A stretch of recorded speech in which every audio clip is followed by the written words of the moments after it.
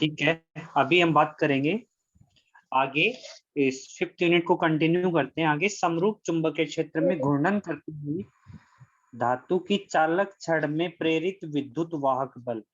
तो देखो, अब हम स्टार्टिंग से ही ईएमएफ पढ़ते हुए आ रहे हैं, और ईएमएफ के लिए आपने इससे पहले नॉर्मली इसका डेरिवेशन किया था। ईएमएफ आपने लिखा था E is equals to minus of D phi upon D T, यानी परिवर्तन की दर आपका क्या कहलाती है? इलेक्ट्रोमोटिव फोर्स कहलाती है या ईएमएफ कहलाती है, जिसको प्रेरित विद्युत वाहक बल भी कहा जाता है। तो अब हम बात करेंगे समरूप चुंबकीय क्षेत्र में घूर्णन करते हुए धातु की चालक छड़ में प्रेरित विद्युत वाहक बल। तो ये किस तरह से करेंगे देखिएगा। सबसे पहले हम ड्राइंग बनाएंगे, और ड्राइंग के बिहाफ पे हम बात करेंगे आगे उस डेरिवेशन को समझते हुए। तो देखो,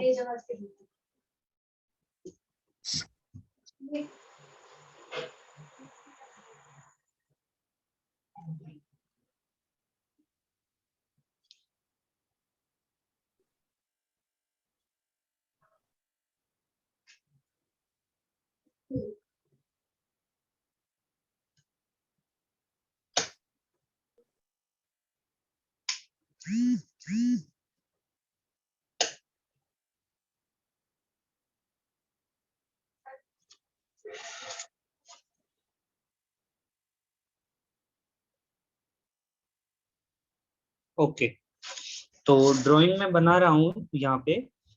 तो समरूप चुंबकीय क्षेत्र, तो सबसे पहले हम एक समरूप चुंबकीय क्षेत्र को दर्शाएंगे क्रॉस से। क्रॉस का मतलब ये होता है कि जो चुंबकीय क्षेत्र है वो, ठीक है, इनसाइड द पेपर इसकी डायरेक्शन है।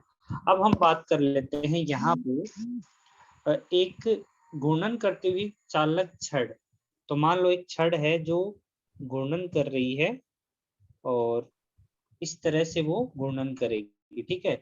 तो अगर ये v वेलोसिटी से मूव कर रही है, तो अगर v वेलोसिटी से घूर्णन कर रही है, तो इसका कुछ ना कुछ एंगुलर वेलोसिटी भी होगा, यानी कोणीय वेग भी होगा। कोणीय वेग ओमेगा से दर्शाते हैं हम, ओमेगा हो जाएगा आपका कोणीय वेग, ठीक है। तो v is equals to omega R, ये रिलेशन हमेशा याद रखना। ये एक रिलेशन होता है वेग तथा कोणीय वेग के मध्य संबंध। तो अब देखो, ये एल लंबाई की हमने चालक छड़ ली है, ये समरूप चुंबकीय क्षेत्र B के लंबवत ओमेगा कोणीय वेग से वामावर्त दिशा में घूम रही है। ये कौन सी डायरेक्शन है? वामावर्त दिशा है। अगर घड़ी की घूमती, घड़ी की सुई की दिशा में अगर ये घूमती, तो इसको दक्षिणावर्त दिशा कहते, और ये उसके अगर विपरीत घूम रही है तो वामावर्त दिशा हम कहते हैं, ठीक है। इसकी लंबाई आपकी एल है, एल लंबाई की ये छड़ यहाँ पे दी गई है।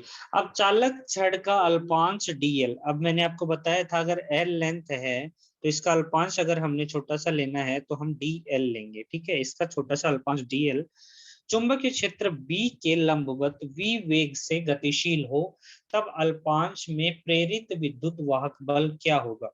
तो प्रेरित विद्युत वाहक बल का आपने अभी डेरिवेशन किया था, E is equals to VBL, yes और नो? यस।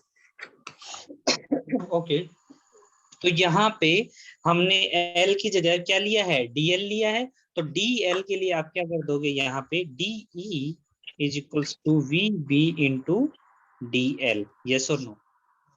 समझ में आया? तो आगे बात करते हैं। अल्पांश डीएल की केंद्र O से दूरी अगर L हो, अगर केंद्र O से ये L दूरी पर हो, तो V equals to omega R में R की जगह हम क्या ले लेंगे? यहाँ पे L ले लेंगे। तो आपका वेलोसिटी जो है वो क्या आ जाएगा? V equals to omega into L, yes और नो? अब इस वैल्यू को, इसको हम क्या दे दें? इक्वेशन नंबर 2 नाम दे दें, और ये हमारा समीकरण 1 था, ठीक है। तो हम क्या करते हैं, समीकरण 1 के अंदर समीकरण 2 से मान रख देंगे, ताकि हमारा जो ईएमएफ है, इलेक्ट्रोमोटिव फोर्स है, वो किस फॉर्मेट में आ जाए? वो कोणीय वेग ओमेगा के फॉर्मेट में आ जाए। तो देखो, हम इसको मिटाते हैं और इसके अंदर वैल्यू पुट करते हैं, तो फाइनली हमारी इक्वेशन क्या आ जाएगी, D E is equals to क्या आएगा, v की जगह ओमेगा एल पुट करेंगे, ओमेगा एल हाँ, into B into D L, ठीक है, यही आएगा। तो ये इक्वेशन आपकी आएगी। अब देखो मिटा दे रहा हूं, जगह की कमी है यहाँ पे। तो अब देखो डी ई की value omega L B into D L आ गया। अब हम क्या हाँ, करेंगे, आपको अल्पांश डी एल के लिए इलेक्ट्रोमोटिव फोर्स डी ई यहाँ पे आपको मिला है। अब आपको क्या चाहिए, पूरी रोड के लिए, एल लेंथ की रोड के लिए आपको क्या चाहिए, प्रेरित विद्युत वाहक बल चाहिए। तो हम पूरी रोड के लिए क्या कर देंगे, समाकलन कर देंगे, ठीक है। समाकलन करेंगे तो क्या आएगा आपका, D E integral is equals to integral omega L B D L, yes और नो। अब यस, समाकलन यहाँ पे एल के रेस्पेक्ट में हो रहा है, तो एल जो है यहाँ पे वेरिएबल होगा, उसको अंदर रख लेंगे, बाकी वैल्यूज को बाहर ले लेंगे। और डी का समाकलन में कई बार बता चुका हूं आपको, ई ही होता है इनका, डी एक्स का जिस प्रकार एक्स होता है समाकलन, उसी तरह डी का ई होता है, ठीक है। तो यहाँ से ओमेगा बी हमारा बाहर आ जाएगा और समाकलन केवल एल का होगा डी एल के रेस्पेक्ट में, और ये लेंथ 0 से कैपिटल एल तक जाएगी। देखो इसके यहाँ पे इसकी लेंथ 0 है, और ये एल लेंथ हमारी रोड है जो वामावर्त दिशा में चुंबकीय क्षेत्र के लंबवत क्या कर रही है, घूर्णन कर रही है, ठीक है। अब कुछ नहीं करना, अब तो बहुत ही सिंपल हो गया, अब हमें समाकलन कर देना है। समाकलन का फॉर्मूला होता है x to the power n dx का, x to the power n+1 upon n+1, वो यहाँ पे पुट करेंगे तो हमारा आ जाएगा E is equals to omega B, तो जैसे कांस्टेंट था ही, यहाँ पे आ जाएगा आपका L²/2, और ये 0 टू कैपिटल L आपका क्या आ जाएगा, इंटीग्रल आ जाएगा, ठीक है। अब upper limit minus lower limit, तो अपर लिमिट रखेंगे तो L की जगह कैपिटल L आ जाएगा, लोअर लिमिट 0 रखेंगे तो 0 की वैल्यू उसमें माइनस होगी, तो वही बच जाएगा। तो हमारा जो EMF आया फाइनली वो क्या आया, हाँ, और मैं इसको यहाँ पे लिख रहा हूँ, E इज इक्वल्स टू 1/2, तो बाहर रह जाएगा omega B N into L square, ठीक है। हमारा क्या आ गया, EMF आ गया। तो अब आपसे ये पूछा गया था, समरूप चुंबकीय क्षेत्र में घूर्णन करती हुई धातु की चालक छड़ से प्रेरित विद्युत वाहक बल का व्यंजक ज्ञात करो। तो आपने ये व्यंजक ज्ञात कर लिया। अब ये आपसे ये भी पूछ सकता है कि ये व्यंजक आप किसके फॉर्मेट में ज्ञात करो, ये आप ज्ञात करो फ्रीक्वेंसी के फॉर्मेट में। तो फ्रीक्वेंसी आपकी क्या होती है, angular frequency is equals to 2 pi into frequency, यानी omega equals to 2 pi nu या 2 पाई एफ से हम लिखते हैं। तो देखो आगे लिखेंगे, एक बार फिर से इनको मिटा देते हैं जो एक्स्ट्रा चीजें हैं। तो यहाँ पे हम क्या लिखेंगे, ई की वैल्यू हमारी आ गई है, ओमेगा इज इक्वल्स टू क्या रखेंगे, 2 पाई एफ, ठीक है। एफ यहाँ पे हमारी क्या है, फ्रीक्वेंसी, ठीक है। तो ई की वैल्यू क्या आ जाएगी, 1/2 2 pi F into B into L square, ठीक है। अब देखो यहां से 2 से 2 कैंसिल हो जाएगा, और पाई एल स्क्वायर हमारा एक तरफ होगा, एफ एंड बी यही आएगा। तो अब जो सर्कुलर एरिया जो ये बना रहा है इसका, तो किसी भी सर्किल का एरिया हम किससे लिखते हैं, पाई आर स्क्वायर से लिखते हैं। अगर हमारी एल लेंथ की जो रोड है वो घूमती है, तो वो उसकी त्रिज्या को लेकर ही घूमेगी, मतलब कि जो हमारी रोड है उसकी लेंथ उस वृत्ताकार पथ की त्रिज्या होगी जो वो कवर करती है, समझ में आया। तो उस वृत्ताकार पथ की त्रिज्या अगर एल है, तो ये इसका इस वर्ताकार पार्ट का क्या हो जाएगा, एरिया हो जाएगा, area A pi L square, yes और नो। Yes. तो पाई एल स्क्वायर की जगह हम कैपिटल ए लिख सकते हैं, तो हमारा ई एम एफ क्या आ जाएगा, E M F is equals to B A F, F. ठीक है। हाँ. तो मैं यही लिख दे रहा हूँ बी ए एफ, ठीक है, ये हमारा ई एम एफ आ गया। ओके, तो अब आगे बढ़ते हैं। अगला क्वेश्चन है आपका, मैं देख लेता हूँ।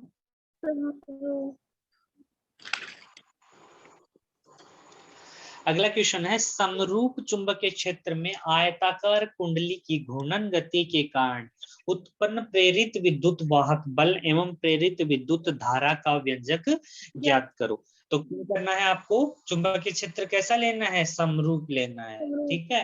हम लोग ई एम एफ निकाल चुके हैं, समरूप चुंबकीय क्षेत्र की वजह से भी निकाल चुके हैं, और ऐसा चुंबकीय क्षेत्र जिसमें बदलाव होता है उसकी वजह से भी हम क्या निकाल चुके हैं, ईएमएफ निकाल चुके हैं। तो इस बार समरूप चुंबकीय क्षेत्र में हमने क्या ली है, आयताकार कुंडली ली है। इस बार कैसी कुंडली ली है, आयताकार कुंडली, ठीक है। तो आयताकार कुंडली एक ऐसी कुंडली होती है जिसमें लंबाई होती है और चौड़ाई होती है। अर्थात मान लो हमने ये चुंबकीय क्षेत्र डिजाइन किया, सबसे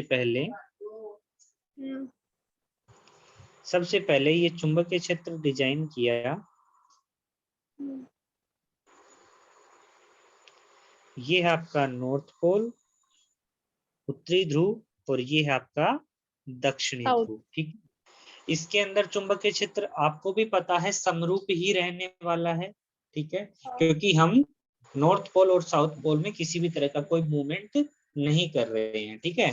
तो ये समरूप चुंबकीय क्षेत्र है, एक जैसा चुंबकीय क्षेत्र है। इसके अंदर हमने क्या रख दी, एक आयताकार लूप रख दी, और ये यहाँ पे इस एक्सिस के अकॉर्डिंग ओमेगा एंगुलर वेलोसिटी से घूम रही है, ठीक है। ये हमारी हो जाएगी चुंबकीय क्षेत्र बी की दिशा। आपको पता है बी की दिशा क्या होती है, नॉर्थ से निकलती है और साउथ की तरफ जाती है, ठीक है। और जो आयताकार प्लेट है इसमें जो एरिया है उसकी दिशा हो जाएगी इसके लंबवत, ए वेक्टर। किसी भी क्षेत्रफल की दिशा क्या होती है, उस प्लेन के परपेंडिकुलर होती है, उस प्लेन के लंबवत होती है, ठीक है। तो ये मान लो इसके साथ कितना एंगल बना रही है, थीटा एंगल बना रही है। अब ये हमने पूरा प्रोसीजर दिया हुआ है कि एक आयताकार कुंडली है ABCD, इसको नाम दिया हुआ है ABCD, और ये समरूप चुंबकीय क्षेत्र में इस प्रकार रखी हुई है कि इसका जो एरिया है वो एरिया की डायरेक्शन उसके चुंबकीय क्षेत्र से थीटा कोण बना रही है, और ये ओमेगा एंगुलर वेलोसिटी से, ओमेगा कोणीय वेग से घूम रही है, ठीक है। देखो मैं एक बार फिर से बोल देता हूँ, समरूप चुंबकीय क्षेत्र बी में आयताकार कुंडली ABCD लंबवत रखी हुई है, कुंडली वामावर्त दिशा में यानी एंटी क्लॉकवाइज डायरेक्शन में ओमेगा एंगुलर वेलोसिटी से घूर्णन कर रही है। तब कुंडली से गुजरने वाले चुंबकीय फ्लक्स में क्या होता है, चेंज होता है या परिवर्तन होता है। फैराडे व लेंज के नियम से कुंडली में विद्युत वाहक बल, अब हम करेंगे कि विद्युत वाहक बल एक्चुअली होगा क्या, तो वो होगा फाई बी, ऑब्वियस सी बात है चुंबकीय क्षेत्र है तो फ्लक्स भी क्या होगा, चुंबकीय ही होगा, है ना। बी डॉट ए या बी ए कोस थीटा, ठीक है, phi equals to B A cos theta. अभी हमने एक कुंडली ली है, मान लो इसमें अगर n फेरे हैं, n फेरों से मिलकर बनी हुई है, तो n से भी हम मल्टीप्लाई कर देते हैं, that is phi B equals to N B A cos theta, ठीक है। अब देखो यहाँ पे थीटा जो है, थीटा कोण है, और कोण होता है चाप बटे त्रिज्या। कोण क्या होता है, चाप बटे त्रिज्या। अच्छा, एक और रिलेशन होता है कोण के अंदर, कोण होता है आपका कोणीय वेग गुणा समय, यानी omega into T, theta omega into T होता है, ठीक है। तो यहाँ पे थीटा की जगह हम क्या पुट कर देंगे, ओमेगा टी पुट कर देंगे, तो आपका जो है वो निकल के आएगा N B A cos omega T. Yes और नो, समझ में आता है इतनी बात? ठीक है, इसको हमने नाम दिया इक्वेशन नंबर 1। यहाँ पे n फेरों की संख्या है, b चुंबकीय क्षेत्र है और a आपका क्या है, क्षेत्रफल है उस कुंडली का। ठीक है, अब यहाँ पे हमें क्या कैलकुलेट करना है, प्रेरित विद्युत वाहक बल। तो बिल्कुल फॉर्मूला वाइज चलेंगे हम।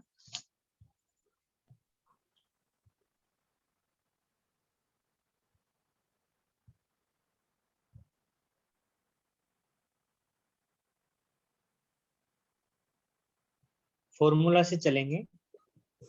फॉर्मूला क्या कहता है आपको कि जो ईएमएफ होता है, इलेक्ट्रोमोटिव फोर्स होता है, वो minus of D phi upon D T होता है। That is E is equals to minus of D phi over D T. ठीक है, अब यहाँ पे जो फाई की वैल्यू आई इक्वेशन 1 से, वो यहाँ पे पुट कर देंगे। That is equals to D by D T of N B A cos omega T, cos omega T. ठीक है, आगे देखो, यहाँ पे नेगेटिव साइन भी था हमारा, तो minus of D by D T N B A cos omega T, जो मैंने लिखा है। अब यहाँ पे हम क्या करेंगे, टाइम के रेस्पेक्ट में डेरिवेट करेंगे। तो टाइम के रेस्पेक्ट में डेरिवेट करने के लिए मैंने आपको बताया था कि जो कांस्टेंट क्वांटिटीज होती हैं उनका हम इंटीग्रल या डिफरेंशिएशन नहीं करते हैं, उनको उससे बाहर ले जाते हैं। ठीक है, तो यहाँ पे हम इसको बाहर लेके जाएंगे। जो एक्स्ट्रा एलिमेंट है, केवल टाइम का एलिमेंट वहां पे बचा रहेगा। That is minus N B A और D by D T of cos omega T. ठीक है, और कोस का डिफरेंशिएशन क्या होता है मैं आपको बता चुका हूँ, साइन का कोस और कोस का माइनस साइन, कोस का माइनस साइन होता है। ठीक है, तो यहाँ पे माइनस एन बी ए कोस का क्या हो जाएगा, माइनस साइन ओमेगा टी। अब बात ही खत्म नहीं होती, ओमेगा टी का फिर से डेरिवेट होगा और वो उसके साथ मल्टीप्लाई होगा। तो ओमेगा टी का जब डेरिवेशन डिफरेंशिएशन करेंगे तो D by D T of omega T, omega बाहर हो जाएगा, डी बाई डी टी हो जाएगा 1, तो यहाँ पे एक ओमेगा और मल्टीप्लाई हो जाएगा। ये मैं आपको पहले भी बता चुका हूँ। That is minus minus multiply होके प्लस हो जाएंगे और यहाँ पे आपका आ जाएगा प्लस एन बी ए ओमेगा साइन ओमेगा टी, और यही हमारा क्या आ गया, ईएमएफ यहाँ पे। ठीक है, दिस इज आवर आंसर। तो इसको आप एकदम दिमाग में बिठा लो कि आपका जो इलेक्ट्रोमोटिव फोर्स या प्रेरित विद्युत वाहक बल है वो क्या आता है, एन बी ए ओमेगा साइन ओमेगा टी। अब यहाँ पे एन बी ए ओमेगा जो क्वांटिटी है, ये सारी कांस्टेंट क्वांटिटी है, इसको एक कांस्टेंट के इक्वल मान लेंगे हम, जिसको हम कहेंगे ई नोट। तो यहाँ पे आप लिख सकते हो E इज इक्वल्स टू, यहाँ पे आप लिखोगे इससे आगे E is equals to E naught sin omega t. ठीक है, where E naught is equals to n b a omega। ठीक है, समझ में आया? तो ये क्या आ गया, प्रेरित विद्युत वाहक बल आ गया। अब इस प्रेरित विद्युत वाहक बल और टाइम t के मध्य अगर हम ग्राफ प्लॉट करें तो किस तरह का ग्राफ आएगा वो देख लो आप। एक तरफ हम लिखेंगे E और एक तरफ आपका टी।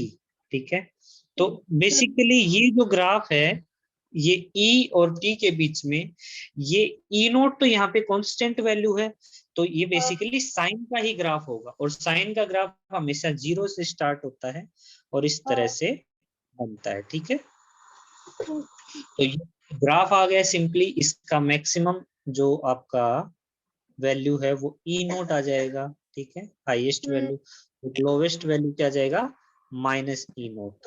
ठीक है, यानी कि ये मूव करेगा ई नोट से माइनस ई नोट के बीच में। आगे बढ़ते हैं। अब यहाँ से आप प्रेरित धारा आसानी से निकाल सकते हो ओम्स लॉ लगाकर। ओम का नियम क्या कहता है, V equals to R I. Ohm का नियम क्या कहता है, V बराबर I R। V equals to I R. ठीक है, वेरी गुड। तो देखो यहाँ पे आपके पास V की जगह क्या है, V equals to I R. पहले तो मैं ये लिखता हूँ, और अगर I आपको कैलकुलेट करना है तो आप V में R से डिवाइड कर दोगे। तो यहाँ पे आपका V है वो क्या है, पोटेंशियल। और पोटेंशियल क्या होता है, ईएमएफ होता है। मैं कल भी ये बात आपको बताई थी, प्रीवियस वीडियो में भी आपको ये बात बताई जा चुकी है कि जो आपका ईएमएफ होता है वो बेसिकली इलेक्ट्रोमोटिव फोर्स कहलाता है। ये फोर्स ना हो करके एक पोटेंशियल होता है, विभव होता है। ठीक है, तो विभव की जगह इसको पुट कर देंगे हम। तो यहाँ पे आप पुट करोगे E naught sine omega T upon R, E naught sine omega T upon R. तो आपका जो आई आया वो क्या आया, E naught by R sine omega T. और ई नोट बाई आर को आप आई नोट भी मान सकते हो। तो आई इक्वल्स टू आपका आ जाएगा आई नोट साइन ओमेगा टी। हाँ। ठीक है, और ये होता है आपका करंट का फॉर्मेट, विद्युत धारा का फॉर्मेट। ठीक है, इस प्रक्रम में उत्पन्न विद्युत वाहक बल या धारा को प्रत्यावर्ती विद्युत वाहक बल एवं प्रत्यावर्ती विद्युत धारा कहते हैं। क्योंकि यहाँ पे क्या आ रहा है, साइन वेव आ रही है, और साइन वेव हमेशा किसको बताती है, एसी करंट को बताती है। ठीक है, जहाँ पे वेव नेचर आएगी वो कौन सी करंट होगी, एसी करंट होगी। और जहाँ पे स्ट्रेट लाइन कर्व आता है वी का, वो क्या होती है, आपकी दिष्ट धारा होती है, या डीसी करंट कहलाती है। ठीक है, तो आई होप आपको ये दोनों क्वेश्चन क्लियर हुए होंगे बहुत अच्छे से। ये एक बार आपने पहले भी बता दिए। ठीक है, आगे बढ़ते हैं। अगला देखो थ्योरी का क्वेश्चन है, उसको हम ऐसे ही डिस्कस करेंगे। अगला क्वेश्चन है आपका, भंवर धाराएं क्या हैं, भंवर धाराओं के उपयोग लिखो। तो देखो, जब धातु के स्थूल टुकड़ों के बंद पथ से संबद्ध चुंबकीय फ्लक्स में चेंज होता है, तो धातु के संपूर्ण आयतन के बंद पथ में प्रेरित धाराएं जो हैं वो उत्पन्न होती हैं। क्या उत्पन्न होती हैं, प्रेरित धाराएं उत्पन्न होती हैं, जिनकी प्रकृति पानी में उत्पन्न जो भंवर होते हैं उनके जैसी होती है। और इन्हीं धाराओं को हम क्या कहते हैं, भंवर धाराएं कहते हैं। ठीक है, और इनका प्रयोग कहाँ होता है, इन धाराओं का तल चुंबकीय क्षेत्र रेखाओं के लंबवत होता है, और इनका प्रयोग जो है वो होता है आपका रुद्र दोलन धारामापी में, विद्युत रेलगाड़ियों में ब्रेक के रूप में, और प्रेरण भट्टी में इनका प्रयोग होता है। ठीक है, अगला क्वेश्चन है वो भी आपका थ्योरी का ही क्वेश्चन है, एक बार उसको भी देख लेते हैं। वो है स्वप्रेरण क्या है, स्वप्रेरण गुणांक एवं स्वप्रेरकत्व को परिभाषित कीजिए। तो स्वप्रेरण का मतलब देखो नाम से ही जाहिर हो रहा है, स्वप्रेरण मतलब अपनी ही प्रेरणा से, मतलब सेल्फ इंडक्शन। किसी बंद परिपथ या कुंडली में प्रवाहित धाराओं के मान में परिवर्तन के कारण उनके द्वारा उत्पन्न चुंबकीय क्षेत्र या संबद्ध चुंबकीय फ्लक्स में परिवर्तन होने से विद्युत वाहक बल उत्पन्न होता है, और इस घटना को ही क्या कहते हैं, स्वप्रेरण कहते हैं। समझ में आया जो मैंने बोला। देखो, मान लो एक बंद परिपथ या कुंडली है, उसमें क्या हो रही है, विद्युत धारा प्रवाहित हो रही है। अगर विद्युत धारा की मान अगर हम चेंज कर दें, मतलब कभी धारा बढ़ा दें कभी कम कर दें, बढ़ाया या कम करने को हम कहते हैं परिवर्तन या चेंज। उसके कारण उसमें क्या उत्पन्न हो जाता है, चुंबकीय क्षेत्र उत्पन्न हो जाता है। देखो, ये दोनों चीजें एक दूसरे की वाइस वर्सा हैं। जब चुंबकीय क्षेत्र के मान में आप परिवर्तन करोगे तब तो प्रेरित विद्युत वाहक बल और प्रेरित धारा उत्पन्न होगी, और जब आप जो प्रवाहित धारा है उसके मान में परिवर्तन करोगे, अर्थात धारा अगर चेंज हो रही है, तो वहां से संबद्ध जो चुंबकीय फ्लक्स है उसमें भी परिवर्तन होता है, और उसके प्रेरित उसमें क्या उत्पन्न होता है, प्रेरित विद्युत वाहक बल उत्पन्न होता है, और इस घटना को ही क्या कहते हैं, सेल्फ इंडक्शन या स्वप्रेरण कहते हैं। ठीक है, इसको देखो एक डायग्राम से समझो आप, मैं आपको बताता हूँ।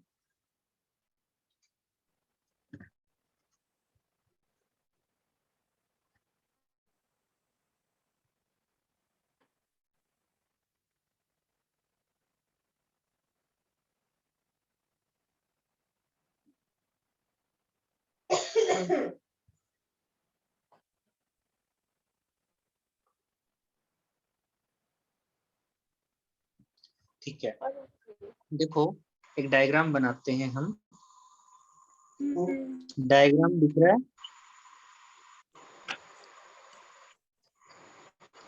ये यहाँ पे 20 वोल्ट की बैटरी लगी हुई है, पॉजिटिव नेगेटिव, और यहाँ पे हमारी की है जिसको कुंजी कहते हैं। ठीक है,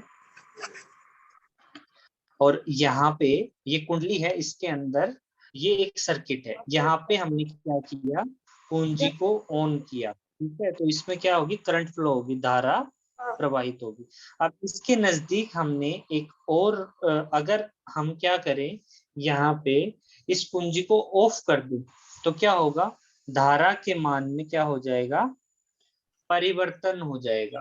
कैसे, देखो मान लो एक और कुंडली है और यहाँ पे जो कुंजी है उसको हमने ऑन नहीं किया है, वो ऑफ स्टेट में ही है अभी। ठीक है, ये कैसी है, ऑफ स्टेट में। तो अगर यहाँ पे हम करंट के वैल्यू में चेंज करें या प्रेरित धारा में अगर बदलाव करें तो क्या होगा, इसके कोरोस्पोंडिंग एक चुंबकीय क्षेत्र जो है वो उत्पन्न होता है। ठीक है, मतलब चुंबकीय फ्लक्स में परिवर्तन होता है और उसी से ही क्या जनरेट होता है, आपका ईएमएफ जनरेट होता है। ठीक है, तो इस तरह से डायग्राम से भी आप समझ सकते हो कि सेल्फ इंडक्शन या स्वप्रेरणा बेसिकली होता क्या है। अब सेल्फ इंडक्शन जो है, इसके लिए आप एक एलिमेंट यूज करते हो जिसको आप बोलते हो एल, और उस एल को कहते हैं हम स्वप्रेरण गुणांक। तो स्वप्रेरण गुणांक कैसे होता है, कुंडली से संबंध चुंबकीय फ्लक्स फाई में जब जो धारा प्रवाहित होती है, तो अगर हमारा फाई चेंज हो रहा है, मान लो फाई के अंदर चेंज हो रहा है, फाई बढ़ रहा है, तो उसके अंदर जो इंडक्शन है या प्रेरण है वो भी क्या हो जाता है, बढ़ जाता है। मतलब कि जो आपका चुंबकीय फ्लक्स फाई है वो अगर इंक्रीज हो रहा है तो वहां पे आपका एल भी इंक्रीज होगा। That is we can say phi is proportional to L. ठीक है, और जब इस प्रोपोर्शनलिटी कांस्टेंट को हम हटाते हैं तो हमारा सॉरी रियली सॉरी भाई, फाई जो होता है वो उसमें प्रवाहित धारा के प्रोपोर्शनल होता है। अगर फाई की वैल्यू हम इंक्रीज करेंगे तो करंट आई की वैल्यू भी क्या होगी, इंक्रीज होगी। That is phi is proportional to I. और जब प्रोपोर्शनलिटी कांस्टेंट हटाते हैं तो हमें एक प्रोपोर्शनलिटी कांस्टेंट की आवश्यकता पड़ती है जिसको आप कहते हो L. That is phi is equals to L I. और यहाँ पे जो एल है वही क्या होता है, स्वप्रेरण गुणांक होता है। क्या होता है, स्वप्रेरण गुणांक होता है। ठीक है, अब इस स्वप्रेरण गुणांक को अगर आप वैसे लिखना चाहते हो तो L is equals to phi upon I लिख सकते हो। ठीक है, अर्थात कुंडली का स्वप्रेरण गुणांक या स्वप्रेरकत्व संख्यात्मक रूप से उस कुंडली से संबद्ध चुंबकीय फ्लक्स के बराबर होता है जब कुंडली में अगर 1 एम्पियर की धारा प्रवाहित हो रही हो। देखो इसको मैथमेटिकली भी आप समझ सकते हो, फाई इज इक्वल्स टू आपका क्या है, एल आई है। फाई इज इक्वल्स टू क्या है, एल आई। L I. तो यहाँ पे जो आई है करंट, उसका वैल्यू अगर हम 1 एम्पियर कर दें तो phi equals to L into 1, that is L ही हो जाएगा। मतलब जो फ्लक्स है वो किसके बराबर हो गया, स्वप्रेरण गुणांक के बराबर हो गया। कब, जब आपकी धारा कितनी है, 1 एम्पियर। ठीक है, अब इसको आप प्रेरित विद्युत वाहक बल के फॉर्मेट में भी लिख सकते हो। वो आपका होता है E is equals to minus D phi upon D T, और फाई की वैल्यू क्या है आपकी, एल आई, तो D by D T of L I. ठीक है, और यहाँ पे अगर एल कांस्टेंट है तो हम इसको बाहर ले लेंगे, नेगेटिव साइन भी लगेगा। ई आपका क्या आ जाएगा, माइनस का L D I upon D T. ठीक है, हाँ। तो ये था आपका स्वप्रेरण गुणांक। अब इसका हम अगर मात्रक की बात करें तो इसका मात्रक होता है हेनरी, और इसकी अगर डिपेंडेंसी की बात करें तो स्वप्रेरण गुणांक किस किस पर निर्भर करता है? एक तो कुंडली जो है हमारी उसके साइज पर निर्भर करता है, वो बड़ी है या छोटी है, ठीक है। दूसरा, हाँ, कुंडली के अंदर जो क्रोड इस्तेमाल हुई है उसके ऊपर निर्भर करता है। तीसरा, कुंडली के अंदर कितने फेरे हैं, यानी फेरों की संख्या पर निर्भर हाँ, करता है। बिल्कुल। इसकी विमा होती है M_L_2T_2 A-2। ये आप आसानी से निकाल सकते हो। आपको अगर यहाँ पे EMF और करंट की विमा आपको पता है तो आप यहाँ से इजीली L की विमा कैलकुलेट कर सकते हो, ठीक है। अगला क्वेश्चन है, वो भी थ्योरेटिकल क्वेश्चन है, जिसको कहते हैं स्वप्रेरण। स्वप्रेरण को विद्युत जड़त्व क्यों कहा जाता है? तो इसका आंसर है कि स्वप्रेरण विद्युत परिपथ में धारा की वृद्धि अथवा कमी का विरोध करता है, इसलिए इसे विद्युत जड़त्व कहते हैं। जड़त्व एक तरह से हिंदी वर्ड जड़ता से बना हुआ है। जड़ता का मतलब किसी चीज में रुकावट पैदा करना या बाधा बनना, ठीक है। तो रुकावट अगर पैदा कर रहा है इसका मतलब वो क्या है? जड़त्व है। मतलब स्वप्रेरण जो है सेल्फ इंडक्टेंस की अगर हम बात करें तो वो क्या करता है कि अगर धारा प्रवाहित हो रही है तो उसमें प्रवाहित होने वाली धारा का विरोध करता है। इसी को हम क्या कहते हैं? स्वप्रेरण की जड़ता कहते हैं, ठीक है। हाँ, अगला क्वेश्चन है, वह है स्वप्रेरण में कुंडली में चुंबकीय स्थितिज ऊर्जा का व्यंजक लिखो। लिखो। चुंबकीय स्थितिज ऊर्जा का व्यंजक आप लिखोगे, जब किसी कुंडली में धारा प्रवाहित की जाती है तब प्रेरित विद्युत वाहक बल कुंडली में धारा में वृद्धि का विरोध करता है। तो कुंडली में धारा स्थापित करने के लिए बाह्य कार्य करना पड़ता है, जो कि चुंबकीय स्थितिज ऊर्जा के रूप में संचित हो जाता है, और इसको आप लिखते हो W=12LI², ठीक है। जो आपकी चुंबकीय स्थितिज ऊर्जा है वो क्या आती है? वो LI किससे? W=12LI², आई। ठीक है। ये क्या है? स्थितिज ऊर्जा।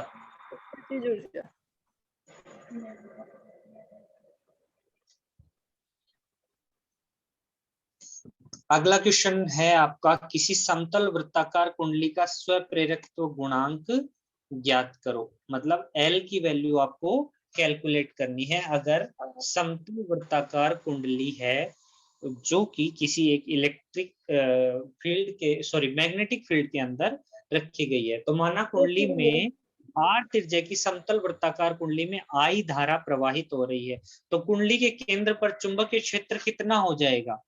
B=μ0NI/2R, ठीक है।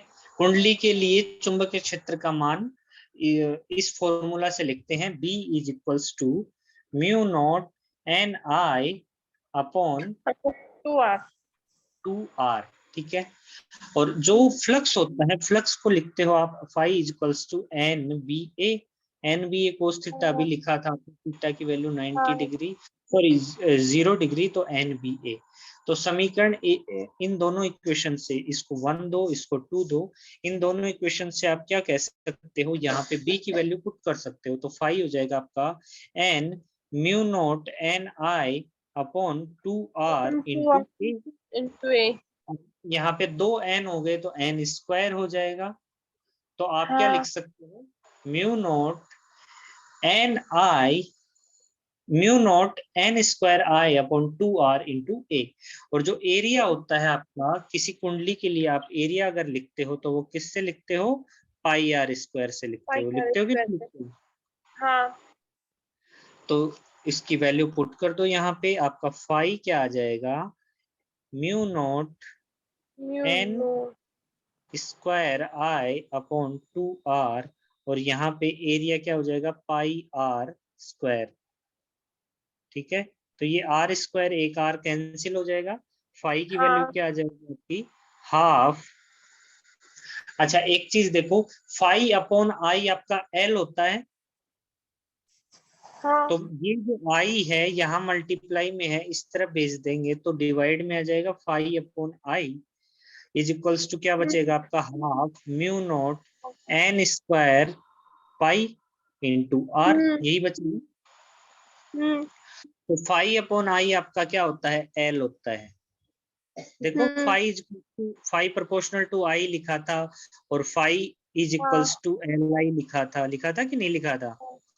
तो ये वैल्यू है यहाँ पे, तो इसको हम क्या बोल सकते हैं, एल बोल सकते हैं। तो आपका जो एल है वो क्या हो जाएगा, L equals to half mu naught N square pi into R. Yes और नो, समझ में आया? हाँ ये तो आ गया। एकदम बढ़िया। हाँ ठीक ये है, आपने तो से ये वाला इक्वेशन, हाँ ये हमारा फाइनल इक्वेशन आया है। जब हम फाई अपॉन आई को एल पुट करते हैं तो आपका आ जाता है L equals to half mu naught N square pi into R. ठीक है, आर। तो ये आपका फाइनल यहाँ पे इंडक्टेंस आता है। आज की क्लास हम यहीं तक करेंगे क्योंकि जो टाइम है, टाइम पीरियड वो कंप्लीट हो चुका है।